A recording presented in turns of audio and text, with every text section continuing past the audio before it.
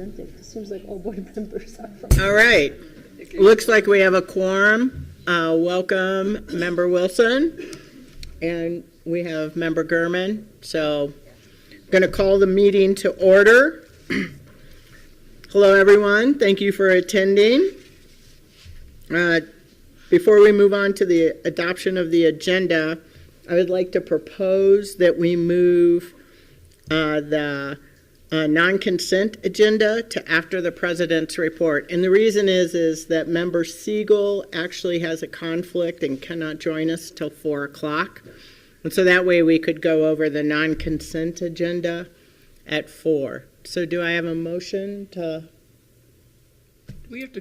Where is the non-consent? Do the quorum, do a quorum, like, yeah, you need to.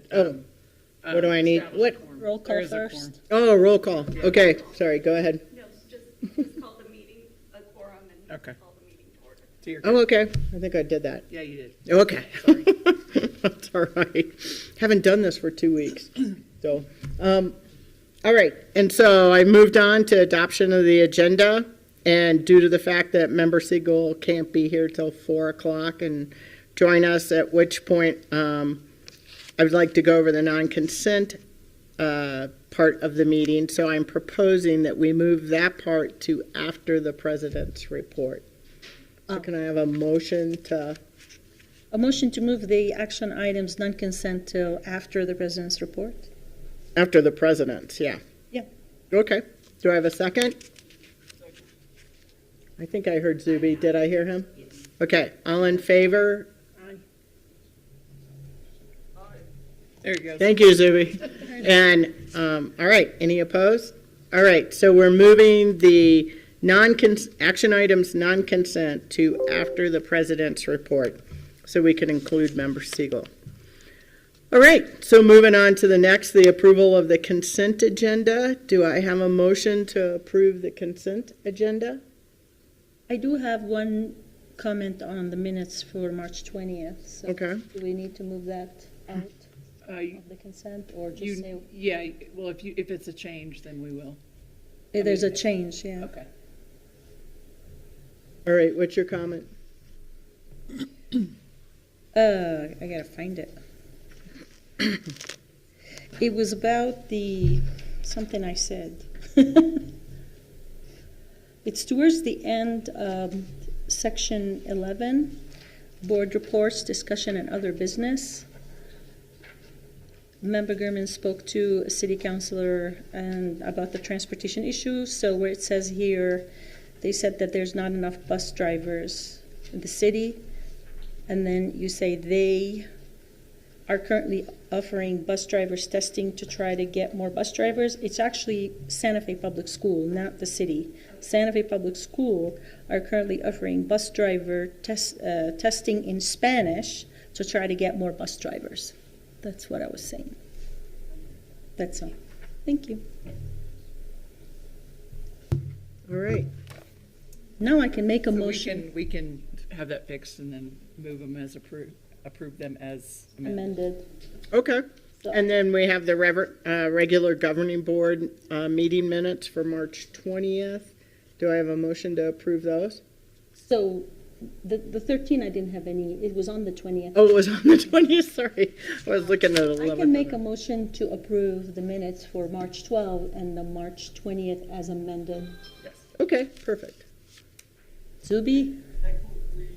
All right, all in favor? Aye. Zuby, did you say something else? Sorry, you're very, very faint. I'll see what I can do about that. Perfect. I think technically, I think if we are amending that, we have to take it off the consent agenda, amend it, and then deal with it in the non-consent agenda. Okay, well, I thought we did that, Well, you did, yeah. but we didn't vote on taking it off the consent agenda. Is that what you're saying? All right, so how about a Can we motion? move the non-consent agenda to after the president's report? We did do Right, that. we did that. We did that. No, I know, we did do that, but if we amended the minutes, they're not part of the consent agenda. There was an amendment, Right. so it needs to be moved to that part of the agenda. So it needs to now be voted on later. Got it. Yeah. So can I have a motion to approve the minutes that we can approve? So moved. All right, second? Second. All right, all in favor? Aye. Aye. All right, the motion passes. All right, so we're approving the March 13th minutes from the work session, and we're amending the March 20th minutes and moving those to the non-consent agenda. Okay. All right, we have no matters related to SFCC policy in the consent agenda. We have no action on items that were removed from the consent agenda for discussion. We've already done that. So moving to, we have no information items, so we're moving directly to matters related to SFCC policy. First reading is policy 2-7, admission of international students. So Ms. Mulry and Dr. Ortiz-Gallegos.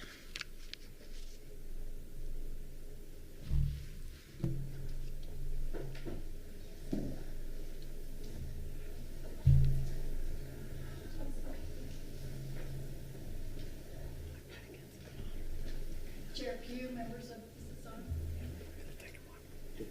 Chair Pugh, members of the board, President Rowley, we're so excited to be here with policy. And in addition to Dr. Rodriguez, we have Nicole Ferreira, who has done all of the hard work on policy 2-7, international admission of international students. So I'll turn it over to both of them. Hi, nice to see you all. Hope you're doing well.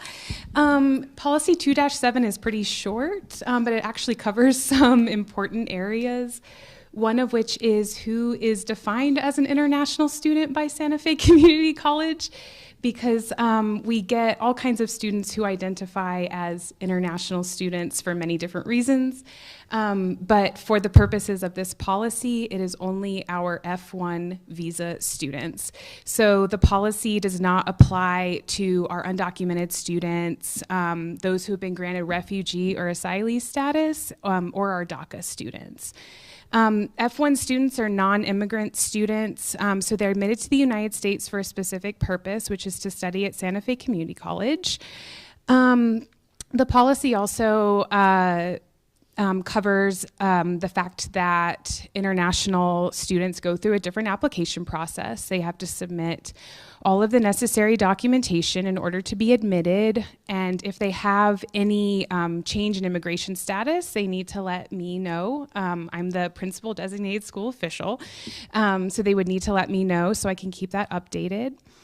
And the major change that we did make concerns establishing residency for tuition purposes. Our international students were wondering if after a year here at SFCC, they could get that in-state tuition rate.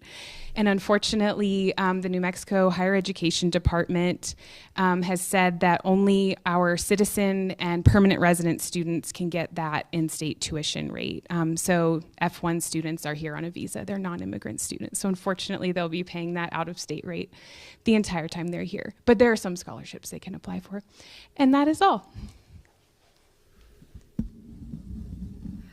Madam Chair, members of the board, President Rowley, I failed to say that it is Dr. Nicole Ferreira, and she did a ton of research on this and made sure it was up to date. And of course, it was run by our legal counsel to make sure we didn't miss anything. Thank you. Do you have questions? Yes. Member Gurman has a couple questions. So probably nobody knows this here, but I was on an F1 visa for the first 7 years of my United States because I was a student. So I'm pretty familiar with F1 visa and all the paperwork it took. I was on an F1 visa in Massachusetts, which the first 5 years I was considered non-resident, but then I started filing taxes as a resident. So I don't know if the state law is different here, and hopefully no student will stay at Santa Fe Community College for 5 years. But do you know if there's... That is true. Yeah. Do you I know? believe it's a state because we checked with the New Mexico Higher Education Department, so I think it's a state requirement. I thought it was an IRS requirement. Like I was filing taxes as a non-resident for the first 5 years, and then Interesting. because we pay taxes, even if you're on a 5-1 visa, if there's an income. My question is, what about J1 visa? Because that's even better than F1 because they come with their money sponsored. So they can just apply to SFCC as a traditional student and take classes. I mean, it's all in their, like, I have no responsibility over like tracking whether they're complying with their visa. It's whatever institution is sponsoring them, because all J1 visa students need some kind of sponsorship. So, but we do have a lot of J1 visa students. I think many of them are required to take like 6 credits worth of classes while they're here. So we have some, they're au pairs, and we have 2 exchange students from Germany who are on J1 visas, and they're sponsored by the State Department. They want a grant to come here. So yeah, we have a lot of those. We don't need to include them in the policy or have a separate policy for them? That I don't think so, because we're not really responsible for them, so to speak, other than as the fact that we're responsible for them as students at SFCC. You don't have to do special paperwork for them? No. Oh, okay. Thank you. Oh, I have one more technical for Lori. I see these dates at the end there. And so it's like governing board first reading, March 20th. Well, it's not March 20th. We're doing the first reading. Do I need to be concerned about these dates? You do not, Madam Chair, members of the board, Member Gurman. No, those are my notes to make sure that I follow up. I could have updated those. These policies have been on the docket but been pulled on and off a few times, so that's my error for not doing that. The other purpose of those dates at the bottom is to see that they've gone through the shared governance process with the governing groups. And also, I just turned and got a nod from our legal counsel that in fact we do not need a policy on J1 students. Thank you, Nicole. Thank you, members of the board. Thank you, Madam Chair, members. Thank you. Thank you. As long as you're not going to start saying I'm going on international trips to recruit students. We don't get in trouble with that. Madam Chair, members of the board, President Rowley, we are excited to bring this policy to you all. We've been waiting a few months for this. And policy 2-18 specifically is towards the registered student organizations at our institution. We really rehashed this particular policy to make sure, again, that our wording was very student-friendly, very student-centered. We know that there were a number of questions, but I want to kind of just go over some highlights of this particular policy, if I may. We have noticed that since we've returned from the pandemic and having more on-campus events, participation is not quite what we would like. And at the time that this particular policy, was written, we had required 7 students to be part of an actual registered club or organization. And what we did is we reduced that to 5, not to reduce the fact that we want fewer students participating, but because we don't want to create a barrier for students. If we have 5 students who want to participate and they're just struggling getting 2 more, which has kind of been the case, and that's how we selected the number 5, we decided to go ahead and just switch it from 7 to 5. So our hope is that once we start getting more activity and participation on campus, that those numbers will increase significantly. We also added adjunct faculty to be considered as an advisor, whereas before we did not. And we really want to be more inclusive of our campus community. And I think by adding adjunct faculty to this to be an advisor of a club or an organization who have really been more involved in a lot of our campus activities, we feel like we'll get more participation and just more energy from our entire campus. We also did a better job at defining what dual credit students, their participation and responsibilities are with clubs and organizations. Again, we just reworded it to be a little gentler but really direct with what their role would be as a member of the club or organization.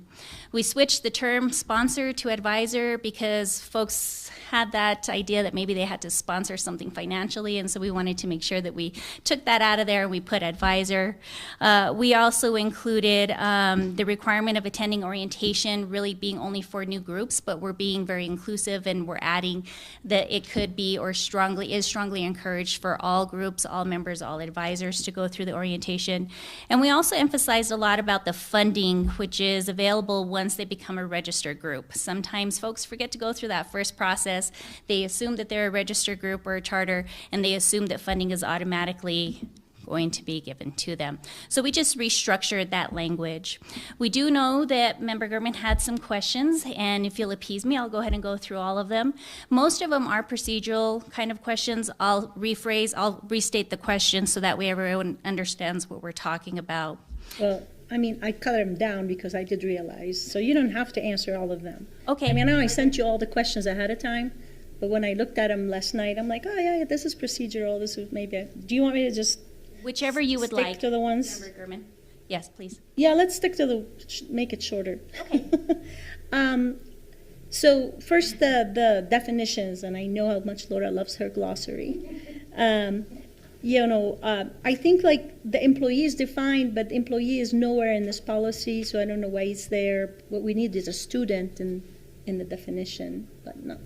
I agree with that. We do need to add student into our definition for clarification, but we Right. would like to leave employee in there because it is aligned with our bylaws within SGA. And so we just want to be consistent with how the language is within policy, within bylaws, and within the practices. So we would like to leave employee in there on the policy. Employee is nowhere in the policy narration. But it is in the bylaws, and so we're trying to align the bylaws with the policy and consistency on the language, if we may. And if we need to look at removing that, we can definitely continue that conversation.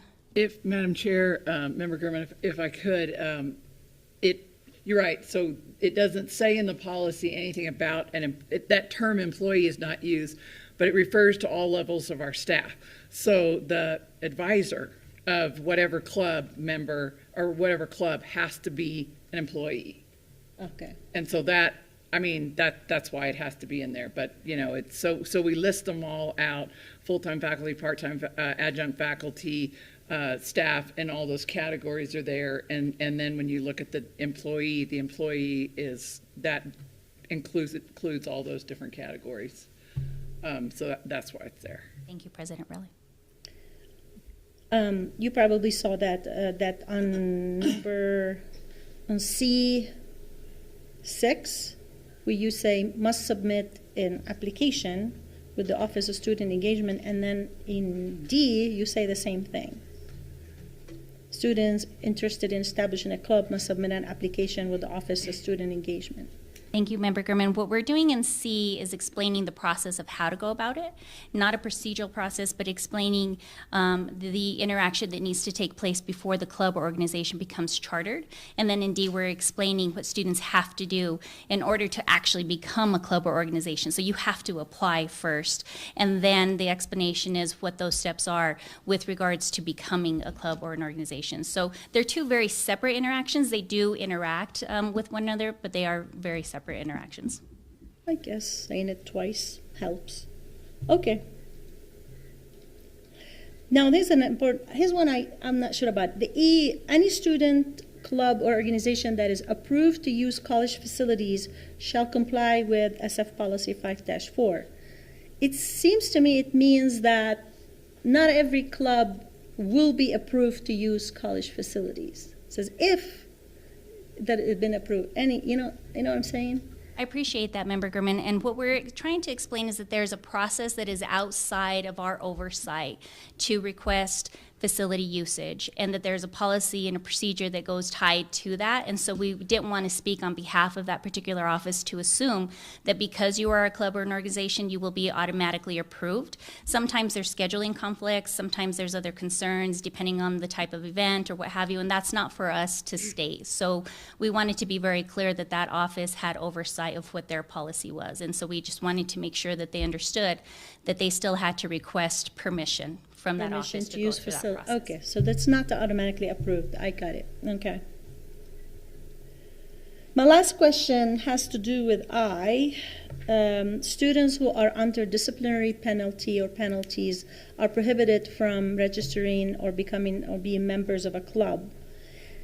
That's where I'm wondering, how does that work? I know this might be procedural, but I'm also more worried about privacy, and if a student shows up to a club, how would the club officer or advisor know that this student is under some disciplinary action?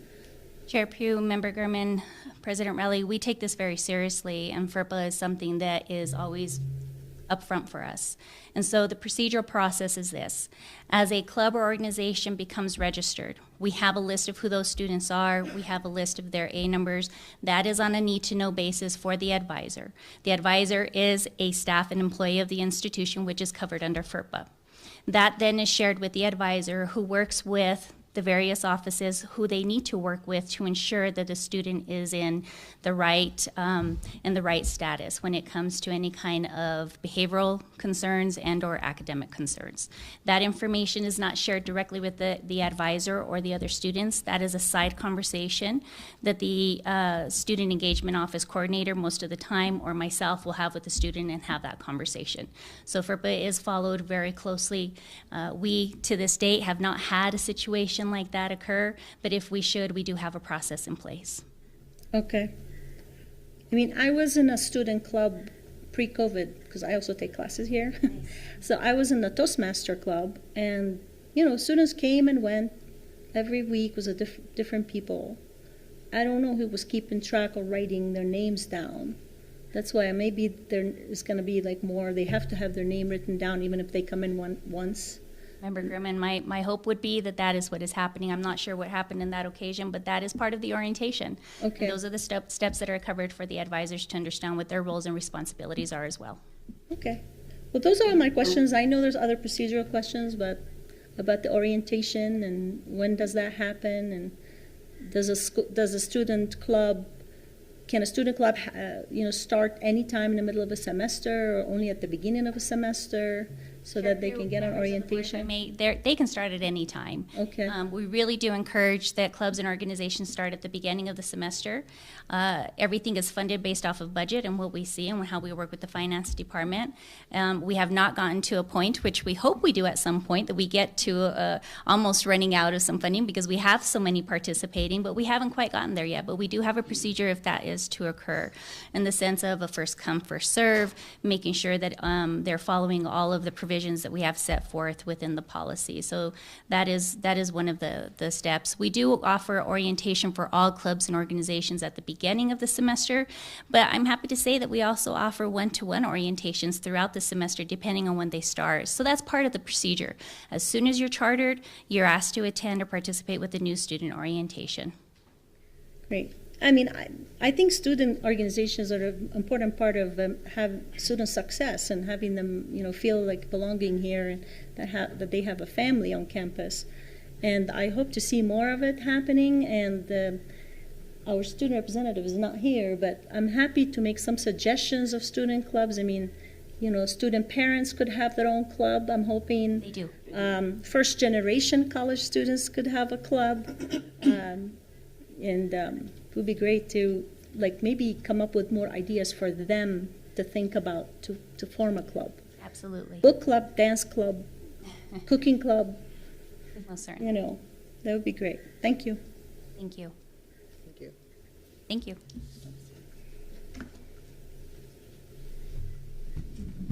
There are no more questions. I thought I heard Zuby. Oh, I'm sorry. Member Wilson, did you have a question? Oh, no, it's not critical. I was just going to talk about the difference between students like in Toastmasters attending an event versus I think the people who are on disciplinary action can't be officers or voting members, but they can certainly still participate in club activities. It's not how it's. I don't think so. Yeah, do you want to address that? Thank you.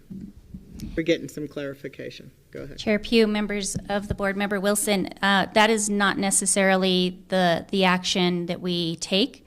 All members have to be in good standing in order to participate and to travel. So that is something that definitely, if it was to occur, or if we had a student in that situation, we would talk to them and see what we could work out for them. We want every student to participate, but we also have to follow these guidelines. All right, thank you. Any other questions, Member Wilson? Nope, Okay, I'm good. thank you. Thank you very much. Thanks. Thank Thank you. you. Okay, moving on to the communications section, the Faculty Senate report. Dr. S.J. Miller, are you on?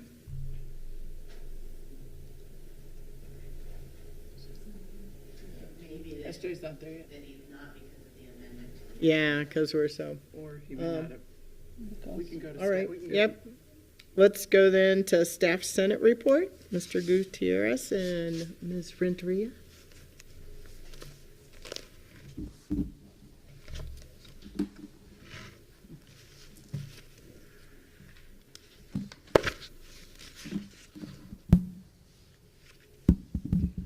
So good afternoon, Madam Chair, members of the board. President Rowley, thank you for the opportunity for us to present on behalf of Staff Senate today. What I'd like to do is I'd like to kind of give some highlights. And these are from 2 meetings that we've had recently. I know that you've received in your packet the meeting minutes from We have the 15th. the but 15th, that's all correct. we have. Yes, ma'am. And then we just did the recent one last Friday. So you just haven't got those yet. They're still being approved by staff. So, but I'd like to give a little update on both, from both of those. Okay.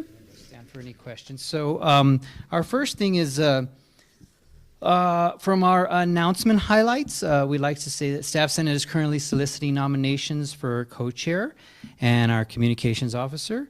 One co-chair position will be ending now at the end of June, which is my position.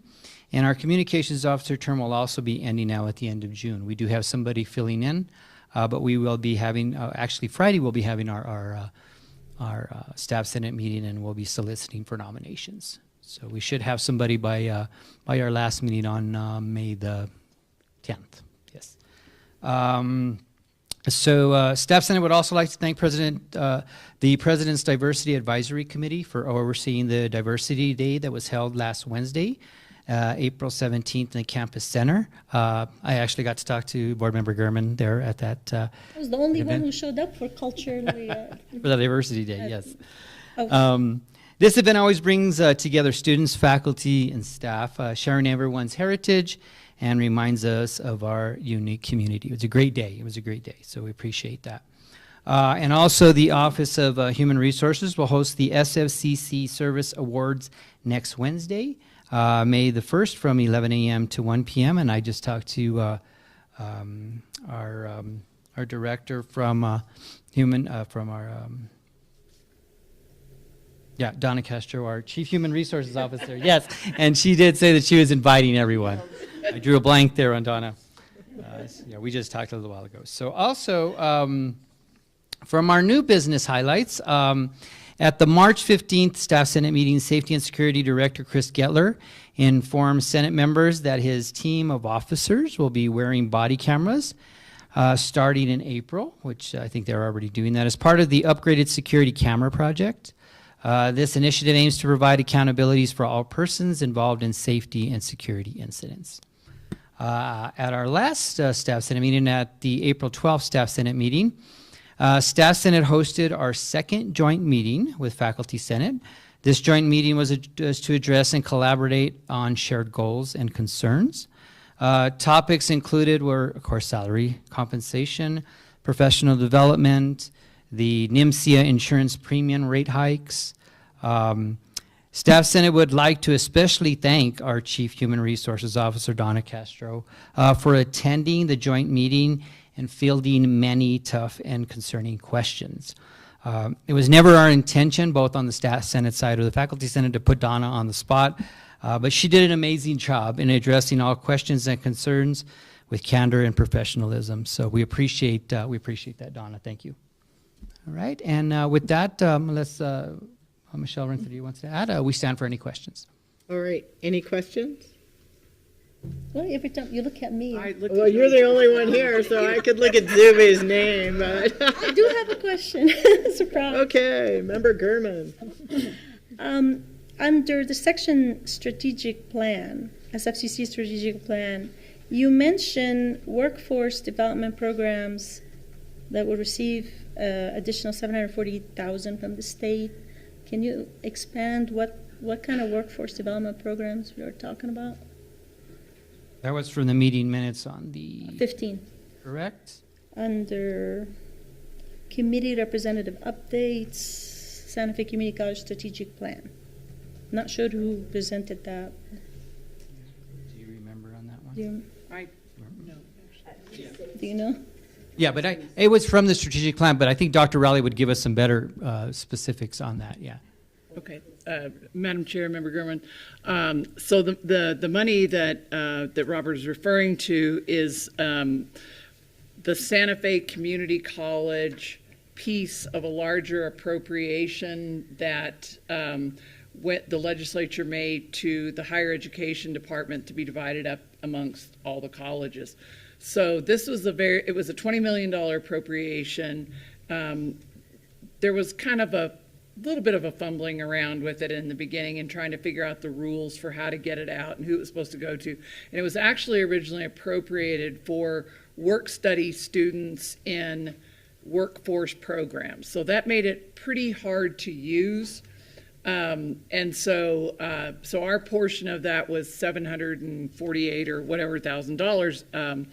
And we did spend a good chunk of that funding work study students, and then there's another portion that Chris will use for funding some workforce programs. But the intent is to use the funding for non-credit workforce programs because students don't have any kind of federal aid to take those classes, and some of them can be really expensive depending on what the program is.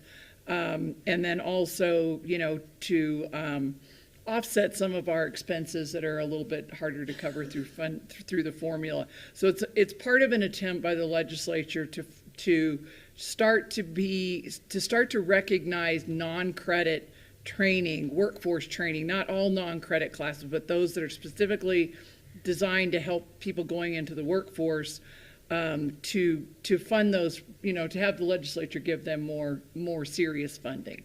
And so there was another appropriation this past legislative session where there is, I can't remember if it's 80 million or 60 million, but it's 60, so 20 million for 3 years this time, instead of the original 20 million that was just like a 1-year thing that we had to keep reappropriating because nobody knew how to get the money. Okay.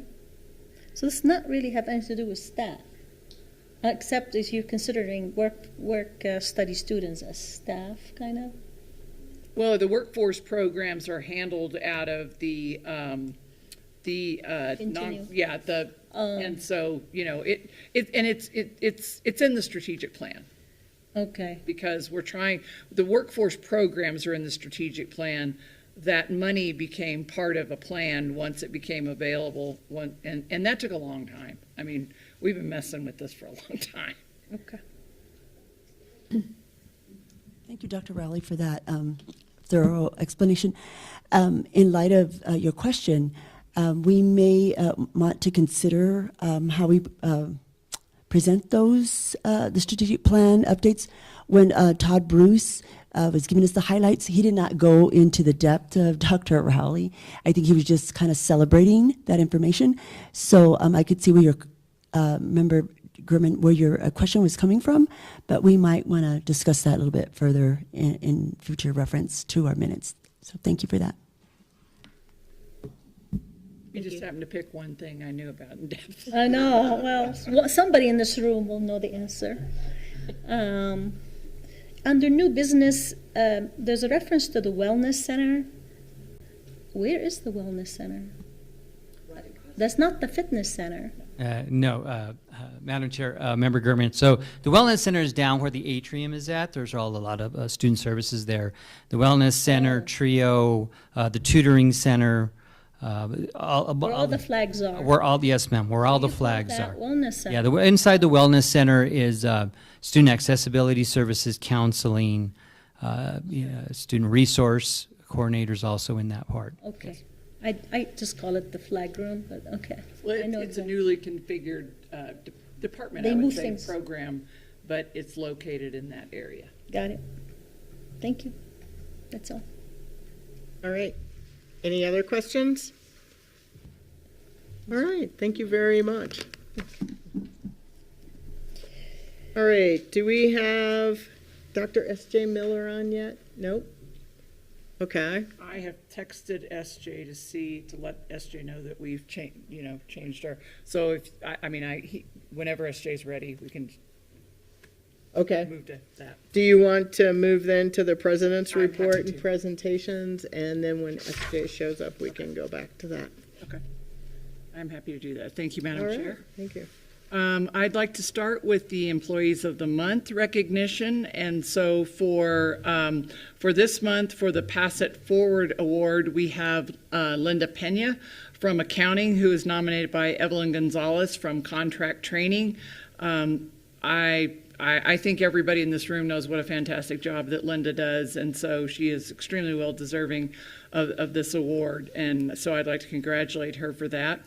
For the WOW-GRAM, Michael Tuert in medical simulation was nominated by Amna Nayar, the Director of Dental Health. Again, Michael does a tremendous job in running the simulations for a lot of different programs that rely on simulation. It's not just nursing, and then even not exactly interdisciplinary, but kind of interdisciplinary, where you have EMS working with nursing, working with respiratory all at the same time. So it's become a pretty darn complicated endeavor, and so I really do appreciate Michael's hard work and helping us stay really cutting edge in that discipline, and keeping all of our equipment the way that it's supposed to be too. I can't imagine. So congratulations to both of those, Michael and Delenia. Both of these employees are critical to what we do. I really appreciate your hard work.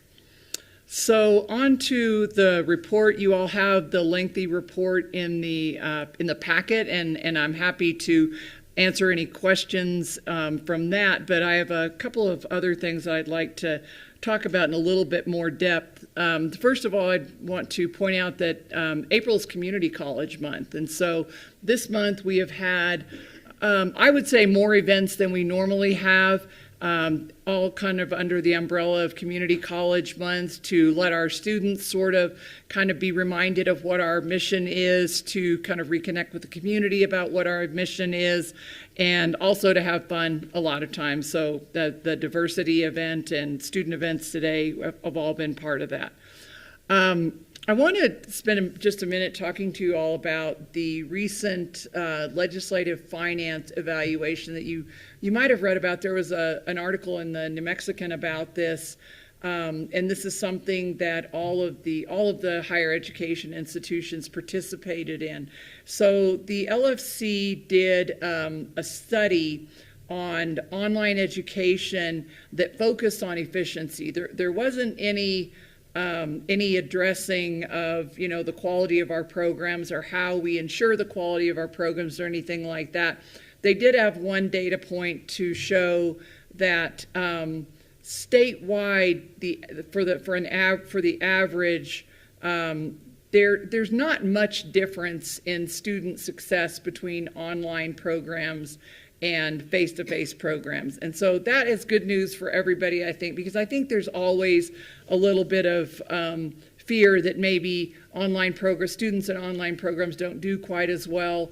There are sectors of our population that's very clear they do way better in online classes, mostly because they get to continue in their class, and if they came face-to-face, they oftentimes end up having to drop, or they get behind because they have jobs, lives, kids, and all that kind of stuff. So they focused on a few things. One of the things that they really looked at as an efficiency measure is class size.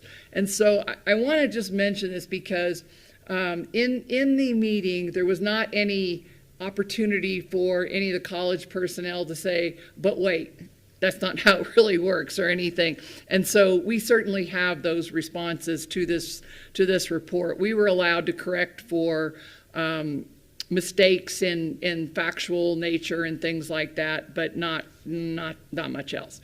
So in looking at efficiency, what they were trying to determine is that they said that New Mexico is losing a lot of money in the way that we offer online classes because our instructional costs are really high relative to other states. And really, I think they were looking at Arizona a lot because of the models for Arizona State Online, University of Phoenix, and even Grand Canyon. And then they also reference Southern New Hampshire a lot.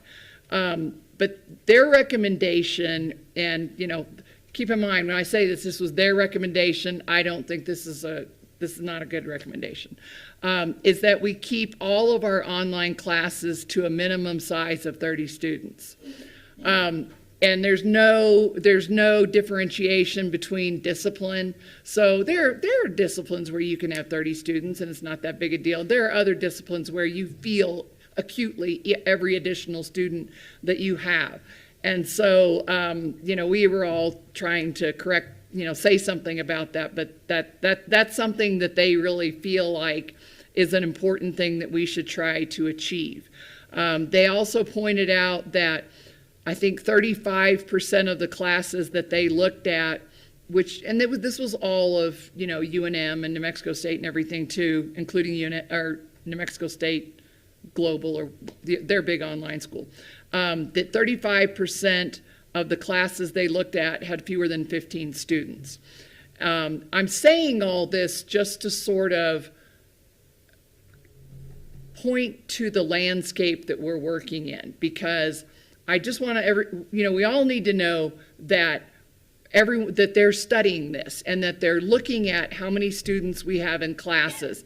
And so, there's lots of reasons why you might have a class that runs low. There's lots of reasons why this class is going to be lower than this class, probably always, everywhere. And they're not really looking at it like that. They're looking at the average number across the board without that level of specificity that would paint a pretty different picture. But they are really looking at that and saying that students can take classes, New Mexican students can take classes at the University of Arizona more cheaply because the instructional costs at Arizona State are less than they are in New Mexico because they have bigger classes and they have, so it reduces their cost. It's a big thing that this LFC is really on. They focused on how many New Mexico students are not taking classes in New Mexico, but are taking online classes in other states. What they did not say, and but one legislator asked a question about this, and the LFC didn't have an answer to it. My guess is, they showed how many people from are taking classes at Southern New Hampshire, how many are at Arizona State and Grand Canyon and University of Phoenix, and it's a pretty good chunk of students. But I'm going to guess that a lot of them are graduate students, and so that is not the same thing. So I think that if we're really going to look at this, we need to be a little bit more careful about how we parse out those details. The other thing that I thought was really an important takeaway, and I think will probably resonate with the group, with LFC, is that there was the woman who is I think she's actually referred to as a chancellor for NMSU Global, said that, and she is actually one of the people that I think created the online program and grew it at Southern New Hampshire, that the big difference, there are two main differences between those programs that, they focus on online students. Some of them are exclusively online. If they're not exclusively online, they're mostly online. We also know that I think one of them, when she was at Southern New Hampshire, she said she had like a $90 million marketing budget. I mean, it was just mind-blowing. What's your budget? So that's different. That's why you see all those fancy ads and everything. But the other thing they said is that those programs, for the most part, there's a quicker completion time for most students.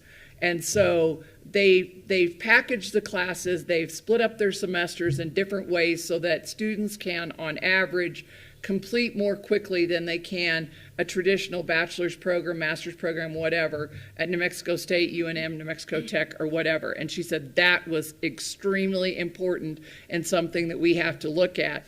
And the other thing is that those colleges that have a really, really robust online everything also have additional staff that reach out to their online students on a very regular basis, like a couple of times a week or whatever.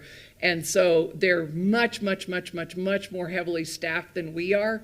And for that reason, because they're expected to maintain really close contact with students, do you need anything? What's going on? It looks like you didn't do very well in your last test. What can I do for you? Do you need to go to tutoring? Can I set it up for you? Those kinds of things that are extremely proactive, and students report back as being some of the things that, made them able to be more successful. So those are things to keep in mind.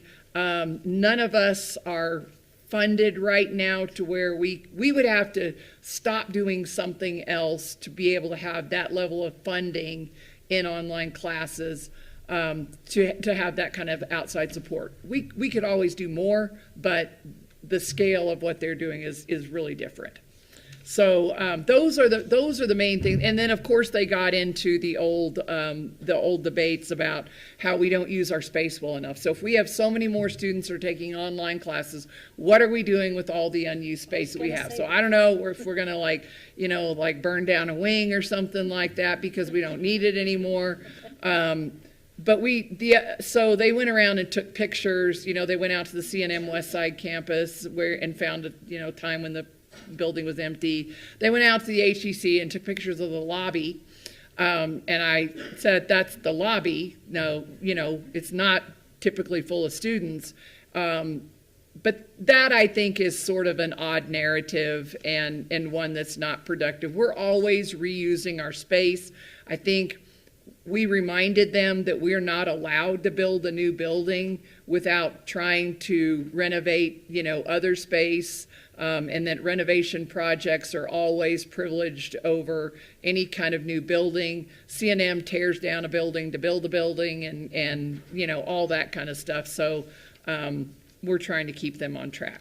So when I finish here in a second, I'm happy to answer any questions you might have about that. But I think so one other thing I would add is that I'm not sure that the committee was as intrigued by this report as the LFC staff. So the staff did this report, the committee asked some questions, but I think the chair was kind of like, okay, let's, I don't think this is going to become quite the thing they thought maybe.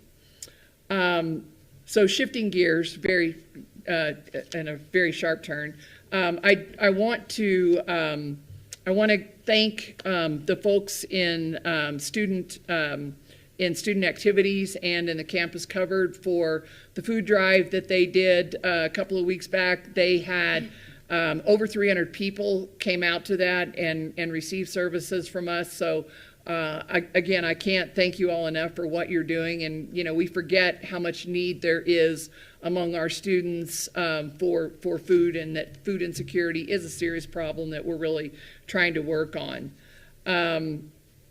I think it's May 20th, the week of May 20th. All of the colleges that are participants in chess are going to be at Santa Fe Community College for 3 or 4 days of training. I don't know that number. It was like a week and then it was 4 days. And anyway, a big training on our campus. It's a great opportunity for all of our colleagues to get together and kind of intensify those relationships. We've done this 2 or 3 times before at CNM, but I'm really happy to be able to host that on campus here, and I think it'll be a really productive event. There will be a whole lot more discussion about this and a whole lot more information about this coming forward, but I know the board has asked questions in the past about what Santa Fe Community College is doing to respond to AI. And so I certainly do not have a one-sentence answer to that, but I can kind of give you a little bit of a status report right now. So our library has actually kind of taken the lead on this and working with faculty to come up with some possible policies that would be in all of the syllabi templates that faculty would not necessarily, they would not have to all do the same thing, but would have to address what their response is going to be to AI in the syllabus. So, like every other college that that I've had any kind of contact with on this topic, I mean, people's responses are all over the board. Some people want to go in a closet and pretend like AI is going to go away and it's the worst thing that ever happened and we're not going to use it. We're not going to let our students use it because it's bad. And other people are trying to figure out, how can I make this tool make my life easier? And so, you know, I think we'll probably have a response somewhere in between, but we have to kind of grapple with the way that we respond, because our students are expecting that they know how to use this. And so we need to show them how to use it and use it ourselves and do all that. So there will be a task force that gets together that looks at the idea. There's been a lot of study already, but the study is going to need to sort of actualize a little bit more so that we're really talking about this and using it and our students know what we're doing. There's a group called the Association for Innovation and Technology that Santa Fe Community College belongs to this. There are maybe 50 colleges across the country that belong to it. And there's a conference at the end of July, and their conference is a team approach, and it's topical. And so the topic this year is AI.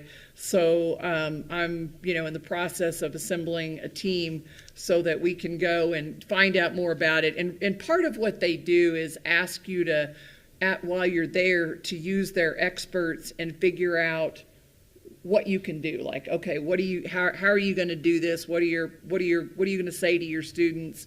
And what our outward facing response is going to be. So there will be more as we get into this in a little bit more tangible way. And then I also want to remind everybody that this is the 40th anniversary for Santa Fe Community College, and so we are going to be kicking off our year-long celebration of and acknowledgement of our 40th anniversary, beginning at commencement, which is on May 11th. At the Fitness Center. And just to remind you, Dr. Amy Lloyd, who is the Assistant Secretary of Education, is going to be our commencement speaker. She is also one of our former students, so that gives us, I think, there's a special connection there. And so Amy is a very engaging speaker anyway, and then to have her as one of our former students, I think is just, you know, we can't do much better than that. With that, I'm happy to stand for any questions that you might have. There's a whole lot of stuff out there that I didn't comment on, but I'm happy to answer any questions. Thank you. Any questions for President Rowley? So the commencement on May 11, but on May 9, I read somewhere that there's also like a nursing student pinning. Yes. What is that exactly? Yes, so that do we need to be there? It would be nice if you could be there. Yes, it is it's basically a graduation for all the nursing students, and it's really it's really a special ceremony. So they all get a pin, and their family members or whoever they've chosen to will pin them. It's a very tight-knit group. They have achieved a milestone together that not many other groups, I think, can say that they kind of have had that same experience. And so that will be at the Fitness Center on that Thursday. And they'll come again on the 11th? Yes. Okay. Yes, they will receive their associate's degree, or some of them are actually receiving their bachelor's degree. All right. Any other questions for President Rowley? All right.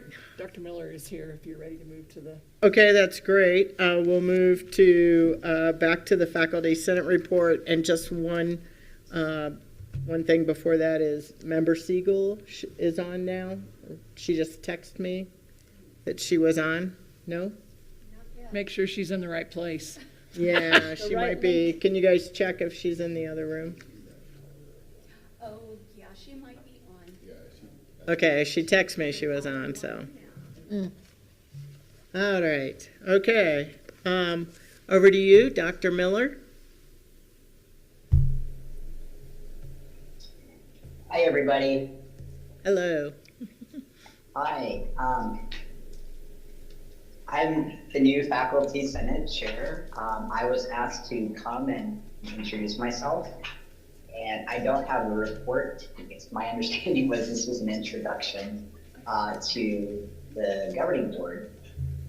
So how would you like me to introduce myself, or if you have questions?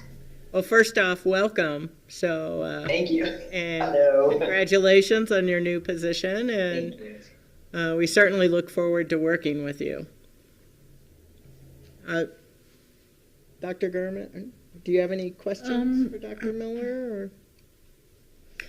No, I was going to ask about AI, but President Rowley covered it, so I think I'm good. Yeah, I said all there is to say about AI. Yeah. Okay. Because they referred to it in their report. But this is, yeah, you did. So just a question for you, Dr. Miller. Will we still be getting faculty Senate reports in the future? And will you be the one presenting them? Absolutely, yeah. And what I'd like to do is just to get a handle about how the governing board for the faculty senate is to attend informally over the summer for a bit without a report, because obviously we're coming into summer break and faculty senate doesn't meet over the summer.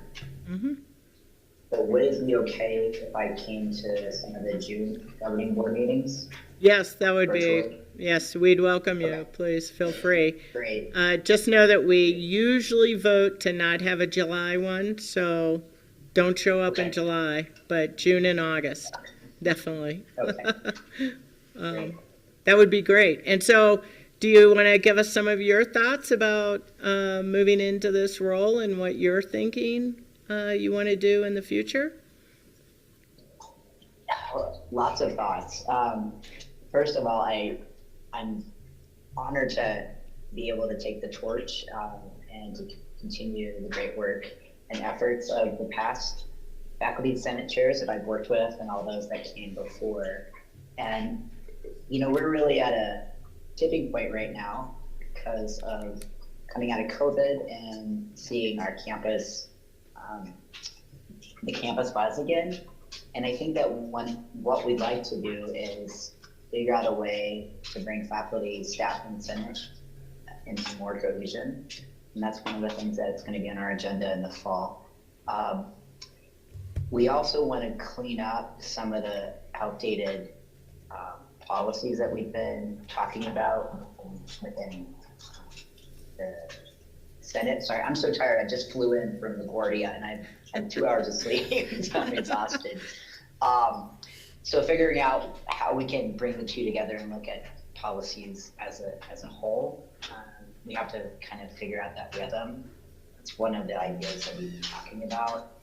And working on the AI, I heard Becky, I came in right when you were talking about that. That's front and center for so many of us right now.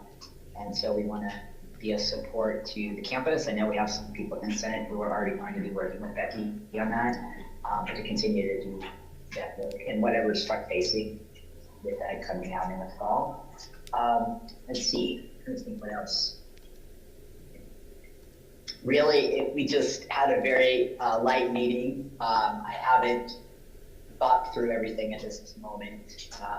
Yeah, no worries. I do know that one thing we also like to do, it's coming back to me now, is we want to put together a chart of all the different monies that are available to faculty. I don't think people realize where the funding is and how different groups on campus can apply for the funding. So I'm starting to collate, like we have OER money, we have PDAC money, we have professional development money. And I think to have that resource accessible for everybody to know where it is and how much they can apply for would be really useful. Instead of getting it piecemeal, trying to bring together some type of a cohesive database for people. And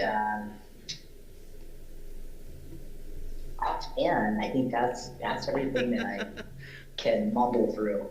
All right. Well, you've got a lot on your plate. Yeah, it sounds like some really good ideas. So get some rest, and we look forward to working with you in the future. Yeah, ditto. Thank you. And do you have any questions for me before I get off? I don't. No. Any other questions for Dr. Miller? No, look forward to working with you. I think you'll do a fine job. Okay, hopefully I'll do better than fine, but Do a great job. Do I just great. saw the Indigo Girls documentary, closer than fine. So. Anyway. All right. Well, All thank right, you. everyone, thank you so much for your time. Thank Okay. you. Sorry to interrupt. You go back to bed or take a nap or get rested Okay. up. All right. All right. Thank you. Thanks, everyone. All right. Bye-bye. Bye-bye. All right. Let's see. So that concludes the communications and the president's report. We voted to move the non-consent agenda to after the president's report. So I think we're ready to start that now, if that's okay. I make a move that we accept the minutes of March 20th as amended. On the consent agenda. Non-consent, remember, we Oh, the amended it. non-consent. Zuby Okay, wanted as that. amended. Zuby, seconded. I second that. All right, all in favor? Aye. Aye. All right, Just to make Zuby excellent, happy. thank you. Okay, so now that that's out of the way, approval of the financial report, so Mr. Anyone? Tellis?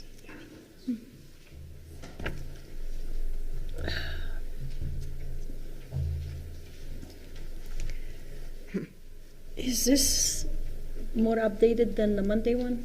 Okay. That's actually the operating budget that we'll talk about in a little bit. The financial report should be in your packet. Oh, yeah, I got that. And just really briefly, speaking of that, Madam Chair, board members and President Rowley,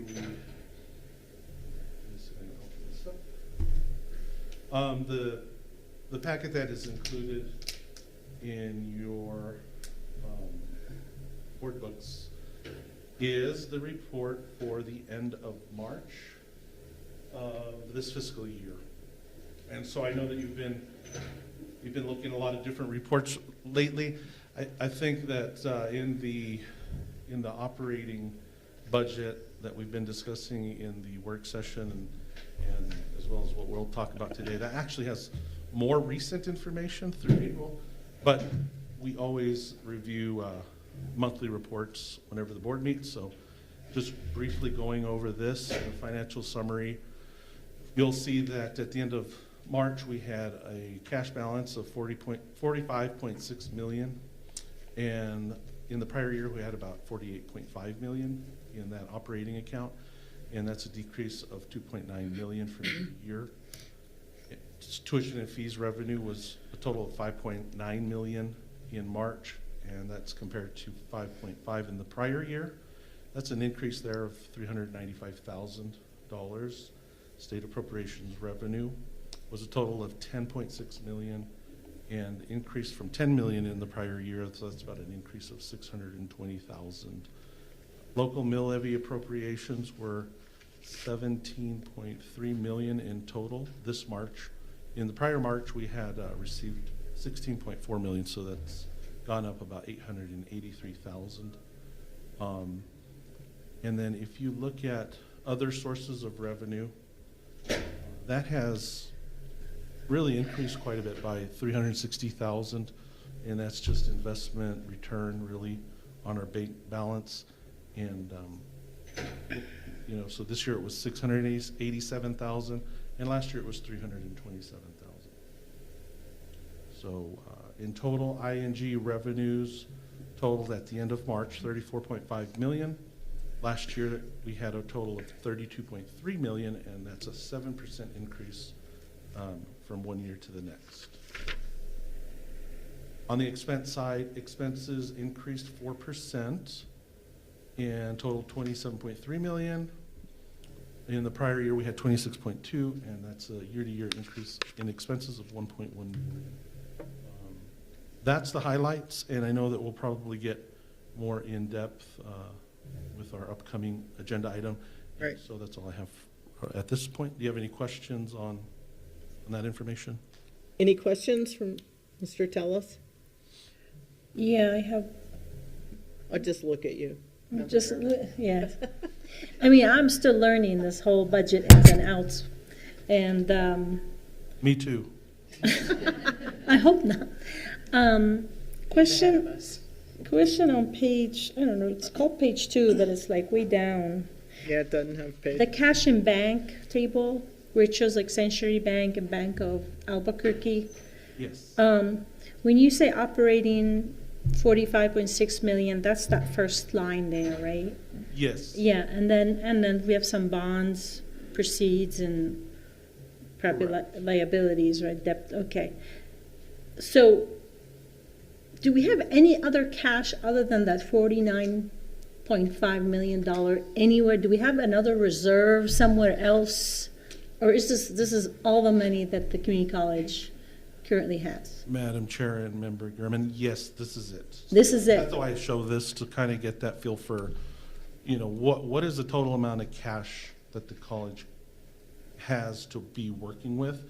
Yeah. Now, with that said, we do have to separate these balances per these line items, because take for instance debt service, that debt service cash, it cannot be used for anything other than paying back the outstanding bonds. Right.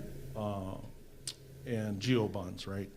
The NMFA bond proceeds, that's another one where we took out a revenue bond for our infrastructure on campus related to the microgrid, and that's available for that project. That project's really getting going now. It's been a long time coming, but it really is. It is, you promise? I am told, we met yesterday, and I was just like, when are we gonna get Not 2 more years. invoiced? And we have a good schedule, and our schedule is through October, and we're gonna have the majority of those proceeds spent down by October. Okay. So with that, and then the reserve cash account has to be held independently because of those bond proceeds.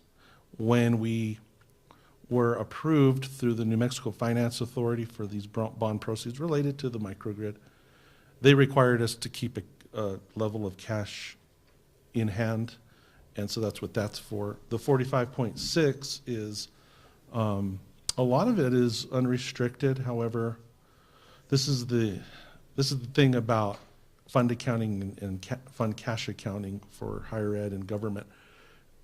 In that total amount, you have portions that are associated with educational technology notes that are in there, in that 45.6. And so those are included in that total, but they're very much restricted for the purposes that the state allowed us to take out a short-term note on those, on projects related to those notes. And they're all OIT projects, as well as we do have some grant funds in there as well that are restricted.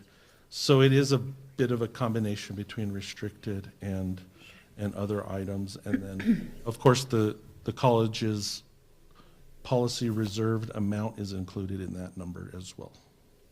25% of the operation of the budget. More or less. Yeah. And what about the 23 million that the bond that was passed for renovations? That's Yes. not included here, or that's not, is it going to be included once we get that money? Then it would go in that same table? Madam Chair and Member Gurman, yes, we actually signed off on the announcement for those bonds to be purchased today. And so I think that folks will be able to purchase those as of, releasing that notification today. And then we will close on those bonds in about 2 weeks. We do final closing, and that's when the money's transferred and wired to the college. That will be an amount of about $13.9 million to the college for our planned bond projects, and ultimately very, very much restricted for only those projects that were identified and what the voters approved. So with that said, yes, we're going to have an additional almost $14 million on that bank account, and it will go into the Century Bank account as well. Okay. Any other questions? No, thank you. Any other questions for Mr. Tellis? All right, can I have a motion to approve the March finances? So moved. Thank you. A second? Second. All in favor? Aye. Aye. All right. The motion, or it's approved to approve motion. Anyways, so we're approving the March finance report there. I just wanted to change a couple things around here in the non-consent agenda. We've gotten some text from Linda. She is on her phone, but we cannot hear her, so she is on the way here. She expects to be here in person in about 10 minutes. So, Mr. Tellis, would you mind covering maybe the financial audit contract or even the site improvement contract? Yes, Madam Chair, And then we'll move to the budget. okay. Board members and President Rowley, we're asking for your approval of the FY24. This is the current year financial audit contract. And as you know, we have been working with Axiom CPAs and business advisors for about, I think it was about 7 years that we had in the contract. So the state auditor's office puts a limitation on how long you can work with one individual auditor, and so that met its ceiling there. And so we had to go out recently and do an RFP for another auditor for a college. And the state audit rules and state regulations require the college to be audited every year and basically to go through the state auditor's office. State auditor's office has a list of approved firms that can do these types of financial audits and developing the financial reports. Hello? Somebody's not on mute. Oh, okay. Okay.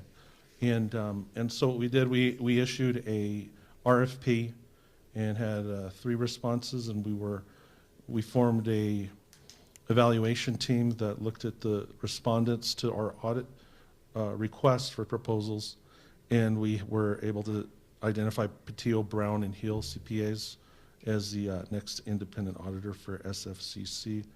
We have $90,000 in our budget that is approved for this fiscal year, and with that, that's basically it. I do have a couple questions on this. You know how I love contracts. So as part of the delivery, their scope of work and what they have to deliver, there's a couple of things that weren't in here, and I was just wondering if you need them in there or this is assumed, but of course I believe nothing is assumed in a contract. But anyways, two of the products that typically happen that I didn't see in here is one that they do a pre-brief of the audit results and report to President Rowley and your staff, right? Probably you. And then in the past, we've also had them brief the board. Correct. So these audit contracts are a template and required by the state auditor's office, so they will only allow this contract to be used. Okay, so then they just do that out of the goodness of their heart, the other pieces? They will. I mean, they have. I mean, if it's standard practice, it's standard practice, Yeah, they right? have But I didn't government- see it in writing.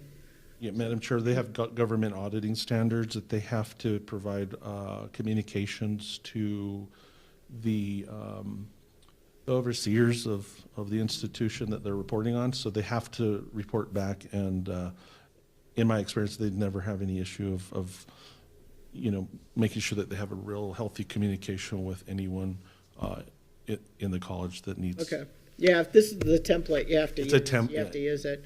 I just didn't want to see it change order.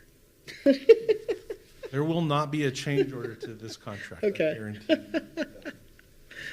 All right. Any other questions for Mr. Tellis? Is this company a New Mexico company? Firm? Madam Chair and Member Gurman, they are located in New Mexico as a office, but they do work throughout Texas, New Mexico.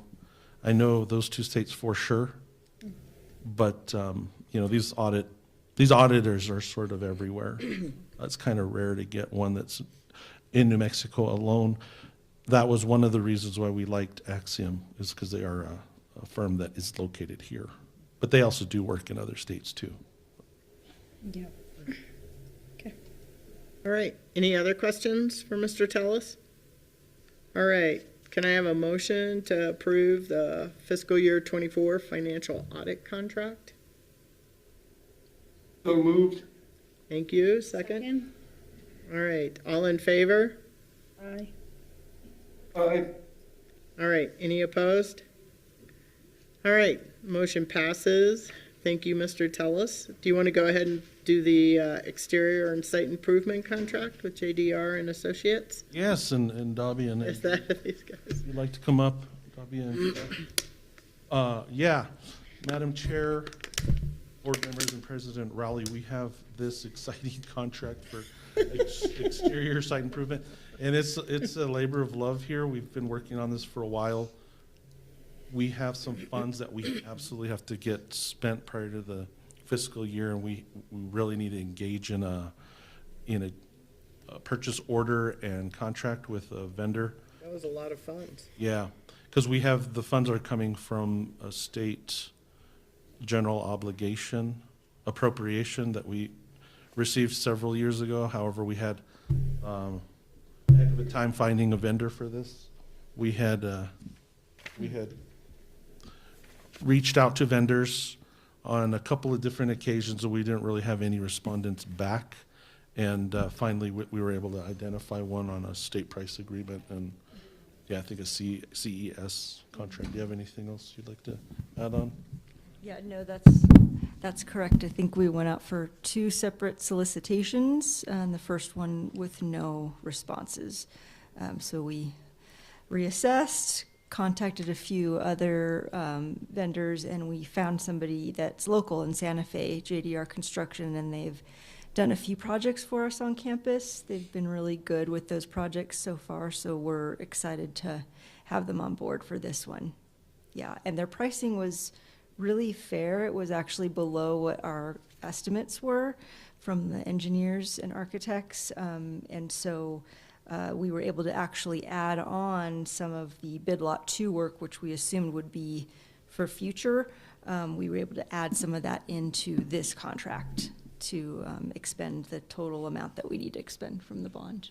Yeah, Madam Chair, this is kind of almost a phased project, because this is the real important kind of work that we need done quickly, and then, but we will have some additional project funding in our local bond that will continue this project, because it only takes care of a part of the college, and obviously we have to maintain the entire envelope of all the buildings, and so we're going to plan to do it in phases. So you'll see this one probably coming up time and time again, because the way that we plan it is to do sections, and then by the time you get all the way around, that other section's probably in need of repair eventually. So. Yeah. Okay. Any questions? Or Where the hell is my seat? oh, sorry. Member Wilson? It's okay. I had a question. I guess we didn't really expect you to be in person. Thank you. I know, we were trying, we were messing, sorry. But, okay. Well, any questions for? I Did you- had one, but it's this whole. Gone in the, Gone. Just went straight. I'm Oh, wondering- yeah. I remembered. Does this money have to be spent before July 1st? I mean, does this have, work has to be done and paid for? Madam Chair, Member Kerman, not actually completed, but we have to enter into contractual arrangements prior to June 30. Okay, and that would be okay then with the state? And then we'll be okay. Okay. do we have a time limit to get the work done after that? Just the contract time? Yeah, I mean, we don't have forever, but it's got to be reasonable. Yeah. So. Okay. Can the parking, what is that, speed bumpers not be too sharp, because I sometimes just go too fast? Nothing. Those are all done, Madam Chair, through Member Gurman. Keep those bumpers like soft so that I don't slow down. We have to stay to the code of how those things are required to be constructed. So Yeah, I know. there's only so much we can do. All right, Member Wilson, did you have a question? I had the same question about the timeline. Okay, all right. Any other questions? All right, can I have a motion to approve the exterior and site improvement contract with JDR and Associates? So moved. Thank you. A second? Second? All right, all in favor? Aye. Any opposed? Aye. Aye, okay, thank you. All right, the motion passes, and go forth and do good, make the campus look beautiful. That's what we want. Thank you so much. We were wanting to bring that to you a couple months ago, and so we couldn't get it. We couldn't get vendors till recent. So Yeah, that's great. We got a vendor, especially with all the work that's out they there. are and very, very busy, and things very are very, busy. very expensive. Yeah. Yeah, that kind of makes me a little bit worried, but okay. You say If that. they came in under price and everyone's so busy, but I'm sure you guys keep track of them. They're local, so the price is a little bit less than. Okay. Yeah. And we always, I'm sure we always try to get local vendors. However, a lot of them are smaller here in Santa Fe, and so they can't take on the big work that we're asking in some contracts for. And so that ends up coming from Albuquerque up here. Yeah. That's the dilemma. They look like not only are they local, but they're on Dinosaur Trail. They're like down the street. It's very local. Very local. Very close. Easy to work with. We work with them. They're great to work with. So Oh, good. we love contractors like that. Yeah. So if you guys know them, they know you, they know the campus. Good. And they do city projects too, so Yeah. they're really familiar with bigger construction Mm-hmm. projects. Oh, good. All right. Well, thank you very much. Thanks. Thank you. All right. So I think we're to approval of the fiscal year 2024 bar 1 and fiscal year 2025 operating budget and salary schedules. And Mr. Tullis and Ms. Van Haas. Yes, we have Amy Shilley, Madam Chair. We have Amy Van Haas on web conferencing with us, as well as Veronica. And so what we have done here is based upon our work in the governing board budgetary work session that we met and went through a couple days ago. We have formulated this new packet that I'm trying to pull up right now. Amy, could you pull it up if you are able to? So this is different from what we had Monday. Just slightly with the changes that we talked about. Can we get that electronically at some point too? Yes, she'll bring it up now on the screen, and then we can send that out to you. Yeah. I'd like to expand it on my screen. So, just at a high level, with what we talked about, really what we are doing in this budget, we have two things that are happening, really three things. We have the current year FY24 budget adjustment request number 1 for this fiscal year, which, we're trying to get everything more accurate and trued up with the current information that we have, that we're seeing, and have the budget reflect the most current info through the end of this fiscal year, which ends on June 30th. And so with that, we don't have any changes really from what we had talked with the board about at the work session for the most part. I think there might have been some minor changes there. Yes. Amy, do you have anything to add on budget adjustment request number 1? It's pretty straightforward. Yes. Can you guys hear me okay? Yes, we can hear you. Oh, perfect. So, well, first off, good evening, everyone, and Board Chair Pugh, and fellow board members, and Dr. I have to say, I am personally extraordinarily excited to be at this point with the budget. It means I get to sleep in tomorrow morning, so that makes me very happy. We do have some changes that have occurred in the budget since last time we met, and that was basically we've done the fine tuning of the budget to implement the instructions that you gave us during the work session and to final and basic.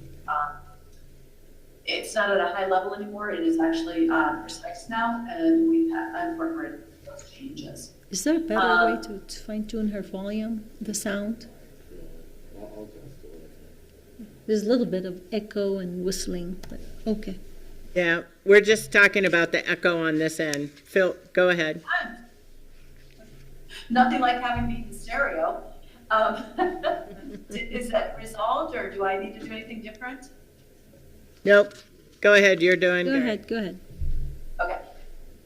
So this is the new packet, and Nick did say that he'll be sending this out to you all. And the first part of the packet is essentially, let me switch the view. I'm sorry, 1 second, please.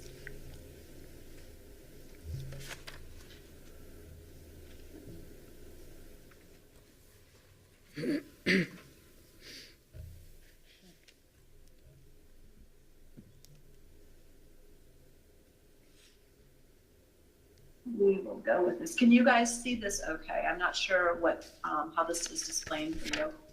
Yeah, it's slightly, it's about half the sheet is visible. Yeah, because it's really large on my side, so I'm having to scroll a lot. Is it too big for you? I think we're working with it here. We have a hard copy. Mason, are you the one controlling that? Okay. Yeah, there's that better?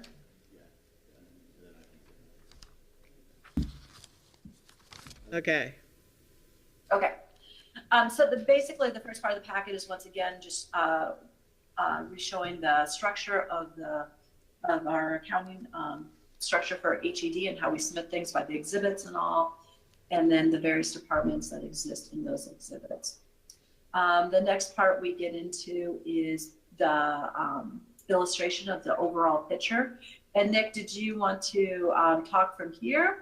Yeah, I mean, I'll need your help, but let's focus on the budget adjustment number 2 for this current fiscal year.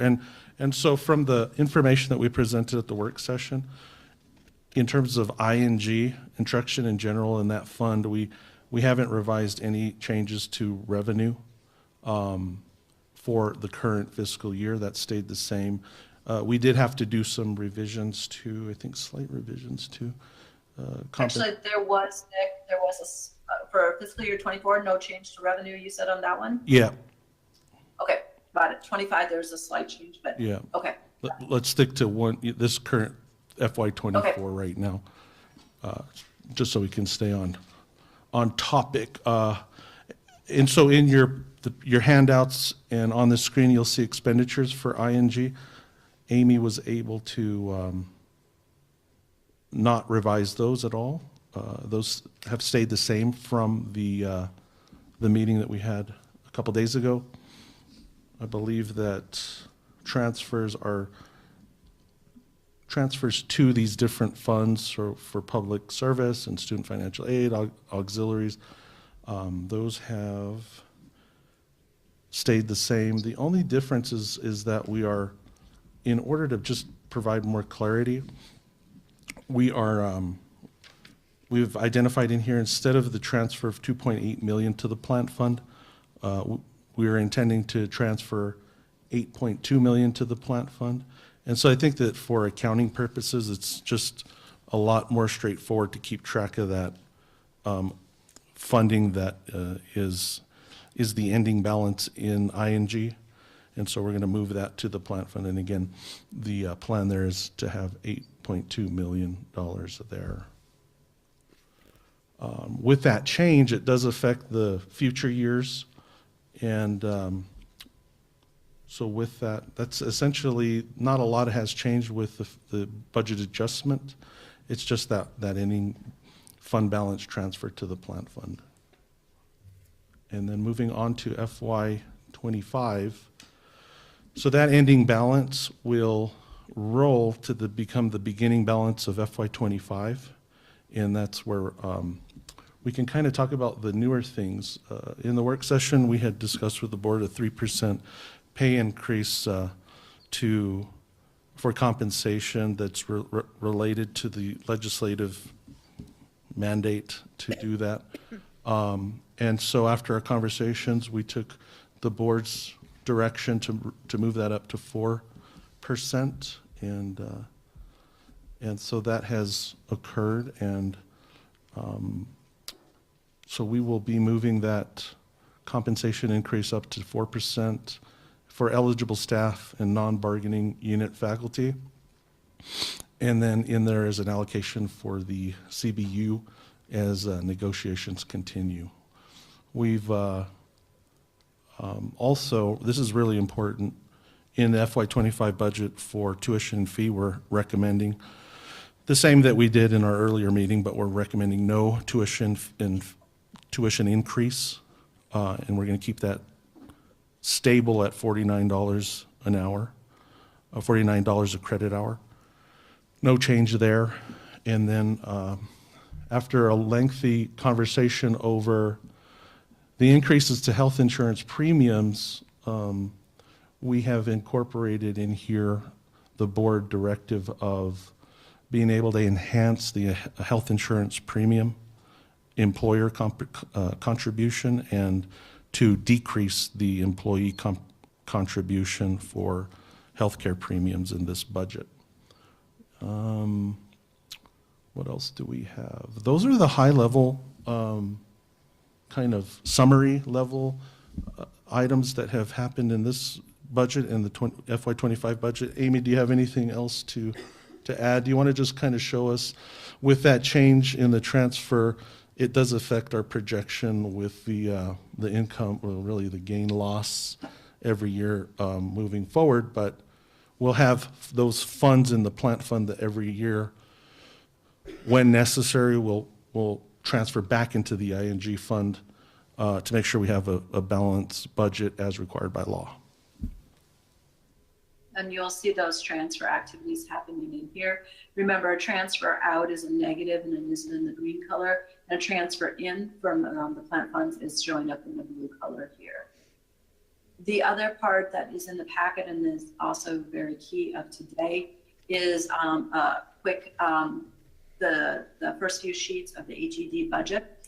And in the HED budget, this all comes down to this one very exciting sheet. Chair Pugh, this is your moment to shine. This is what you'll sign if the budget comes down to basically 4 squares. And then Chair Pugh will, if approved, will be signing this, and then that is what we'll be forwarding off to HED. And then there's in here is HED's format for the budget, and this now includes both the restricted side of the house and non-ING transactions. You'll see that obviously the HED's display of this is a little bit different than what you guys are used to seeing on the ING side for me with the colors. But this is basically the same format where it's dealing with, here you got the original budget, and then this is the bar. This is what you're approving is the bar in here. And then you also have the budget for 25 happening on here. You've got revenues and then beginning balances. And you will also see here, it's got ING as a single line here. And then these are the non-current funds. And then this is also the plant funds. And that goes down to total available expenditures, and then it moves on to transfers, and then it hits the ending balances on here. You'll see that the restricted budget always ends in a 0 ending balance. That is how it's designed to be. What comes in is what is spent. And then you also see the only other accounts that are holding ending balance is ING, student and social, and then the plant fund activity down here is holding fund balances. What also happens on this, and we kind of went through this in your budget training, which I know is, actually it was like probably 8 weeks ago. In the budget training, we talked about how Exhibit 2 rolls up into one. Exhibit 2 is ING, and so here is the breakdown of ING. And this is what you're very, very familiar with. This is part of everything we do, and this is where I've had the various colored sheets that you guys are used to seeing. And I can go back up to one of those just to refresh your mind. It's this layout here is ING. So then going back over to the packet, And in that, on And- that point, Amy, that includes restricted funds in the HED report. Yes.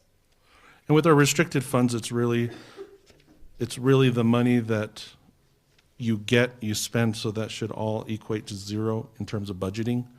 And so, that's why we don't spend that much time on the restricted funds.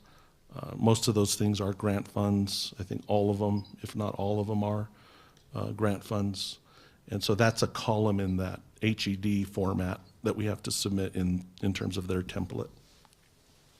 And so you see that for each of the years, you've got the original budget, and then you have where we're going with the bar, and then you have their proposed budget for fiscal year 25. So this is just exactly the same information that, particularly on the unrestricted side, that you see in this in the more colorful sheets.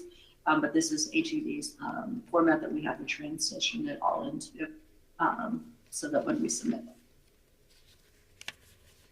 Other than that, also in the packet, I'll just kind of quickly scroll through this. You've got the revenues, and we're going through all the ING revenues. It's the same graph that we reviewed in the work session. Just to have a reference on that. We also have once again, the sheet for about state appropriations and what's coming into us for the state, both on the ING side, and then also what is going in for Exhibit 17 in both Firstborn and in SBDC. Next, you'll see that there is a local appropriation, which we, once again, that was also reviewed. There's some changes on that, and that's just talking about the local appropriation as that is tracking in and where we're forecasting it to go for fiscal year 25. Next, we do have that information that we previously spoke about on health insurance. And if we want to talk further about that, we certainly can. And we'll go back to that if you guys have questions on it. And then lastly, you will see in here, we do have all the new, the revised salary schedules that are incorporating the 4% aging on the salary schedules for regular positions, adjunct, and then you do have the miscellaneous wage schedule, which is remaining consistent as it was previously in this fiscal year. On the faculty one, you will notice that it is for non-collective bargaining faculty members. With that, I'm up for questions. If you guys want to focus in on any part of this, just let me know, and I can easily click the mouse over to that part of the packet. All right, thank you. Any questions? I don't even know where to start. Oh gosh. Okay, so the proposed budget for 25, for fiscal year 25, is about plus or minus $1 million. About what, 47 million, something like that? 47. Is that revenue or expensive? Well, yeah, close. It's nice that they're close, actually. Yeah, I see revenue 47.693 and 47 expenses. So, and then originally we were talking about cash on hand was about 45.5 million, right? So you're talking about cash from the cash and bank? Yeah, yeah. This is good. It's good to have 1 year worth of cash that we're budgeting for in case something happens. I just want to point that out. Yes, although, remember, as we were talking about earlier, that cash balance has other funds included in it, and this is just the ING fund. But I feel like that's fiscally responsible to know that we have cash to cover 1 year of operations if we need to, if hell freezes over. Well, I know policy is only 25%. That's all we have. The 25%? Yeah, that's all we have. And that would. I'm making that point, that's all we have. That's a good point, Madam Chair and Board Member, because while that is all we have and that's the total, some of that is restricted TAC money, some of it's restricted grant funds, some of it's restricted remaining bond proceeds. So, yeah. I just want to make that point, that this is all we have to work with, and it is, and we have a year worth of expenses that are equal almost to more than that. And on top of that, in addition, just to give a frame of reference, our compensation for FY25 is, I don't have the exact number, but it's right around 35 million for the year for the institution. So it's 35 million for ING. For ING, yes. For ING. Yeah. We're you know. Go ahead, Amy. That included benefits. Correct. And so, yes, with our total cash that you see in the report from the end of March, that number is enough to sort of, if we had it available for just ING comp, it would take care of $35 million in comp and benefits for the whole entire institution. Like one- And then we'd be out I of, will be out, right, right. Good. That's probably why we have that score of 8 or 8 point something. Right. you noticed that, yes? I noticed. Yeah. And I have a question about the salary schedule. Is it right? I don't know if I'm understanding this right, but everybody starts at least step 5. Is that right? Or do we have faculty, whether 9 months or 12 months, that are getting paid in the 1 through 5, 1 through 4 Josh steps? might have, Madam Chair and Board Member, I think Josh may have that, or Margaret Peters if she's online. Just curious.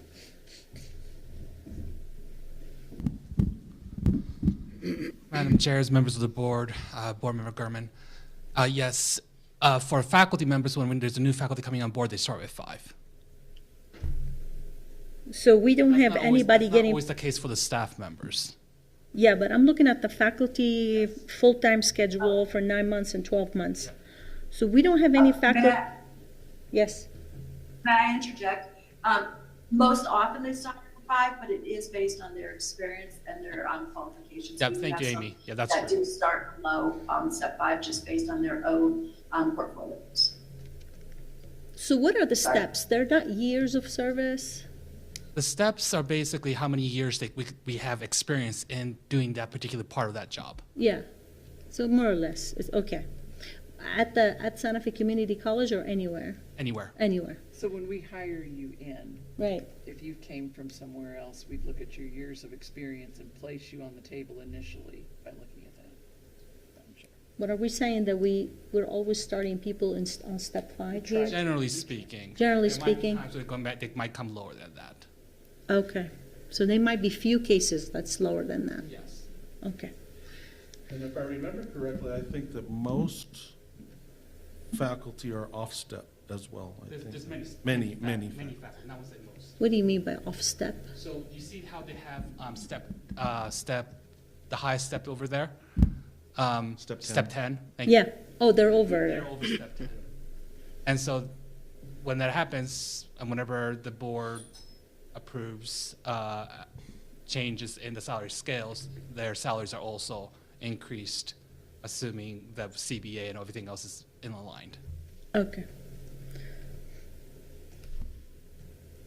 So at some point, we're going to add steps since we have people that are over those? That is not our current recommendation, although once we do the salary study, Yeah. we do expect them to provide us with a better system of how we place employees. And that would be for non-bargaining unit members only. Right, that, the 'Cause bargaining. We have to negotiate. That, Right. Yep.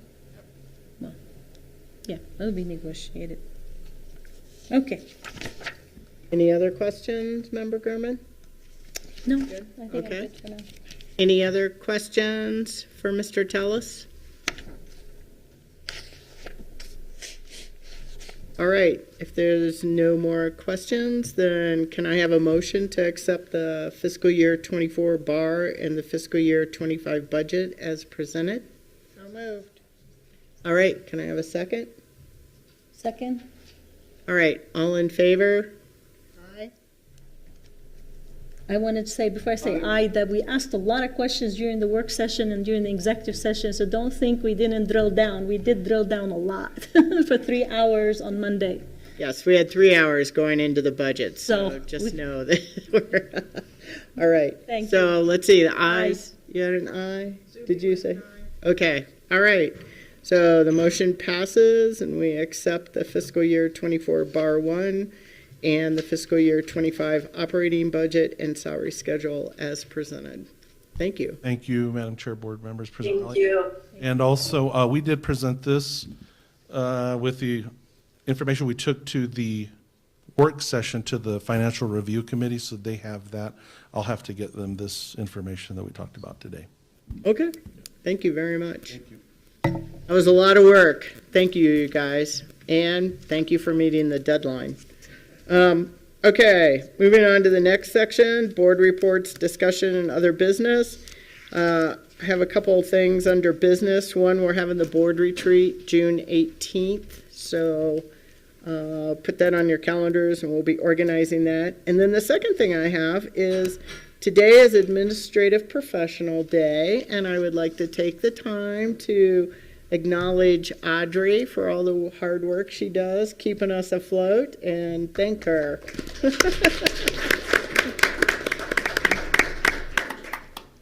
Thank you, Audrey. You deserve so much more than just a thanks. But Just doing it with a smile. yes. All right. Any other business or announcements from other board members? All right. Then up. Oh, sounds like Zuby though. Go ahead, Member Wilson. So I was going to make an announcement. Anybody who's interested, there's a big fundraiser for Kitchen Angels with an art auction, and I have a piece in the art auctions. If anybody wants to go on May 4th down at Kitchen Angels in the evening, it's going to be a great event. Yeah, thank you. Sounds great. Okay. I want to report on the ACCT meeting I went to in Long Beach. I learned a lot from other community colleges. And one community college, I mean, there were different presidents and board members representing a different, for their institution.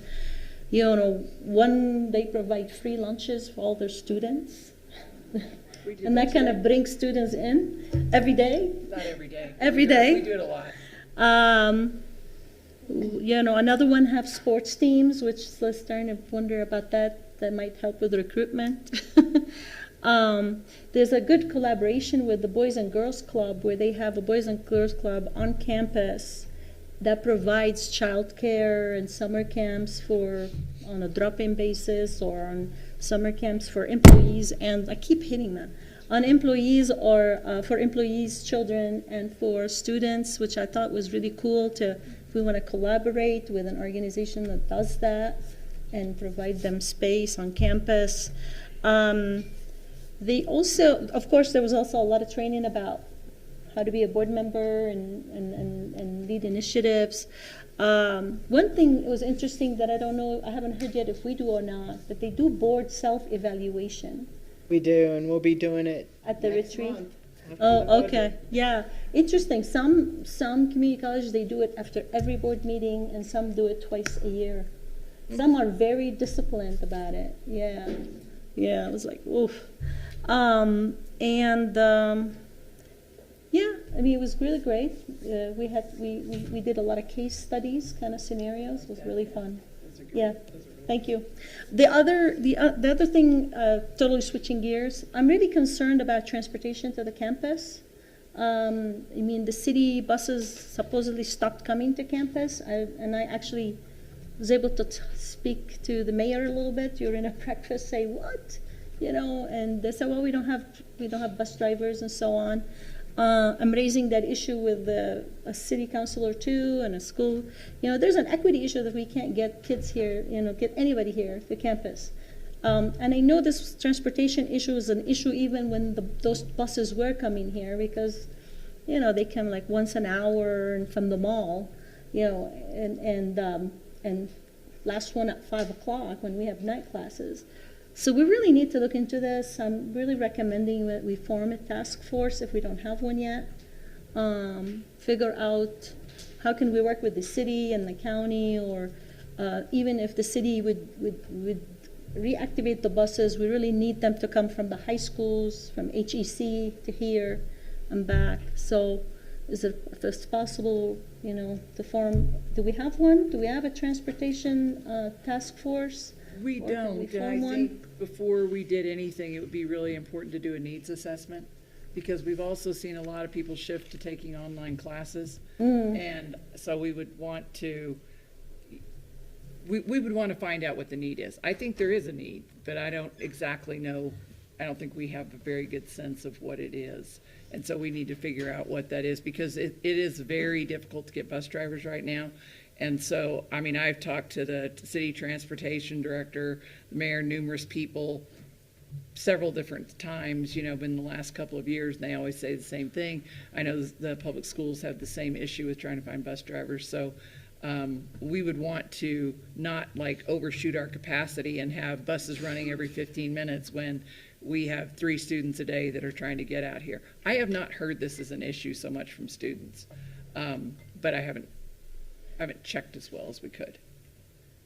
I mean, I'm more of a believer that you build it and they come. I mean, you know, even if it's only 3 students who need transportation, we need to provide that transportation. Well, somebody's got to pay for it. I know. That's why we need a task force to work with the city and the county and the state and try to find a solution that works. But you know. Member Wilson, did you have a comment? Well, a couple of things. I have been working on this somewhat already. I've had some meeting with Sarah Boses from the school district, and I had a really interesting meeting.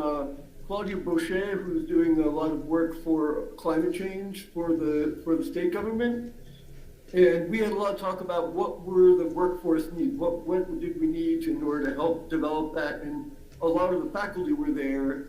Were in agreement that transportation is an issue, but she believes that they may have a significant, large grant that they will be able to apply to things like that if we decide that's an issue. And I think you're right, Lena.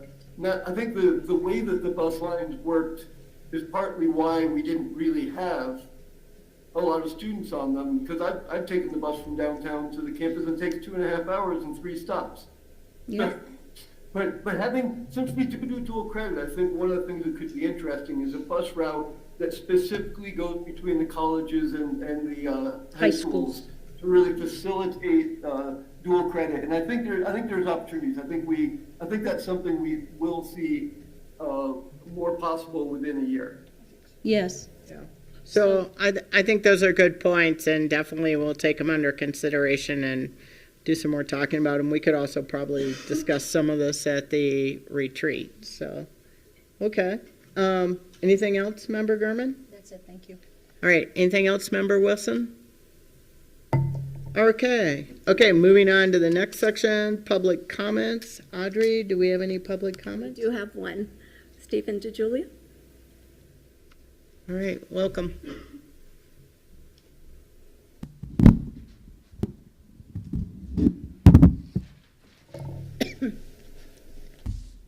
Hello, everyone. Welcome. My name is Stephen DiGiulio. I was professor in the teacher education program here. And when I was offered that position in summer of 2017, I was very excited because it's an opportunity to work with people from all over the state. And we know that the schools of New Mexico are in pretty deep trouble.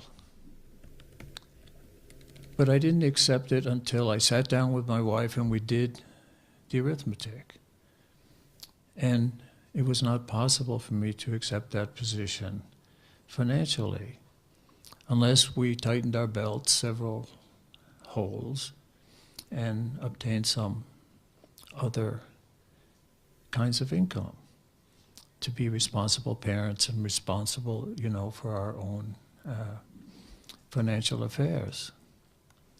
I accepted it without reservations and have no regrets at this point.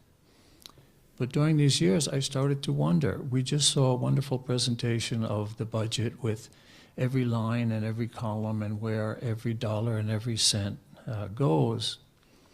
But I started becoming interested in where those millions and millions of dollars that flow through the college, all from public sources for one purpose, which is to serve students and strengthen communities, where the money really goes in pragmatic terms.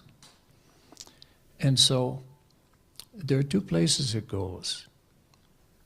And if we had some successful entrepreneurs who don't work within government regulations, I think they would agree completely with me. One is we have a chain of command, which is way too tall. And the other, we are invested with, I think, counterproductive dependence on technology.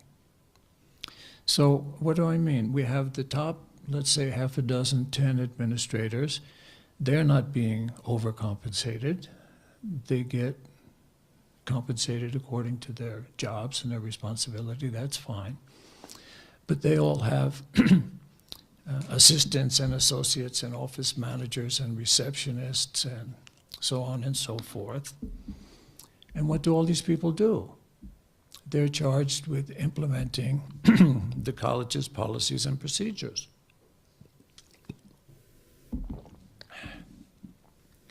Policies and procedures which are, at times, unnecessarily complicated or even unnecessary.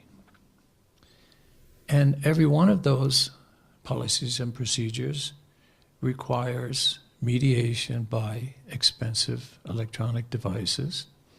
And all those electronic devices require expensive software. And the whole bundle requires a large staff of technicians to research, purchase, install, set up, maintain, troubleshoot, and replace, because all of that technology is disposable. And so if we think how much of all this actually gets to serving students. So let me give you one concrete example. The first semester, the first week of every semester, students contact somebody at the college and say, oh, gee, I really need to take such and such course, but I'm sorry, I missed the deadline. It's still the first week, can I take it? So what should happen in that case? What should happen is that whoever they contact says, okay, are you registered already? Do you know your student number? I'll look it up while we're talking. Have you contacted the professor? Okay. Oh, it's Maureen. She's wonderful. Let's see. There's room in her class. Let's get her permission. And then here's your financial responsibility form. Just sign it and you're in. But that's the minor side. Then what happens is what's important. Say, hey, what major are you going for? What certificate? How did you hear about the program? Do you have family and friends who are at this college? That's serving students. And don't forget, so many of our students can be intimidated just by a college campus. It's a complicated situation. So the last semester that I taught here, a student wanted to get into one of my classes. And when it was all said and done, exactly this way in the first week, like 1 or 2 days after registration closed, and I had a string of 15 emails getting that student in. And what was the tone of all those emails? It was fear. Nobody said, okay, I'll take care of you, I'll help you. They said, no, you have to go to this web page, you have to go to this person, you have to get a signature from some person. No, before you can get that signature, you have to go to another person and get another signature. And those were only the emails in which I was copied because I happened to be the instructor of that course. And, if you're saying to yourself at this point, well, this is the only way it can be done, all colleges are like this. All colleges are in trouble. And if we don't want Santa Fe Community College to go the way of the College of Santa Fe College of Art and Design, we have an opportunity to do things differently, to value students first, to cut down that very tall chain of command so that everyone has their feet on the ground and knows their area of responsibility, and as many people as possible interface with the students. There are so many colleges which are on the point of closing or closing, and as was mentioned today several times, there are changing conditions. Society is changing. The whole situation of higher education is changing.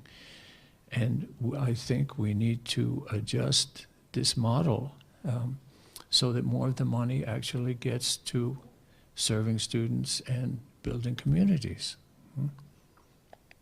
Thank you. All right, thank you, sir. Okay, any other public comments, Audrey? That was it. All right, thank you. Okay, announcements. The governing board work session, the next one is May 8th at 3 p.m. And then the next governing board meeting will be May 22nd at 3 p.m. And remember, we've switched the model to where the second Wednesday we have a work session. That's where we delve into a lot of the stuff like the budget. And then on the fourth Wednesday, we have the governing board meeting. So thank you very much for attending. We can adjourn, if I can have a motion to adjourn. All right, second? All right, all in favor? Aye. All right.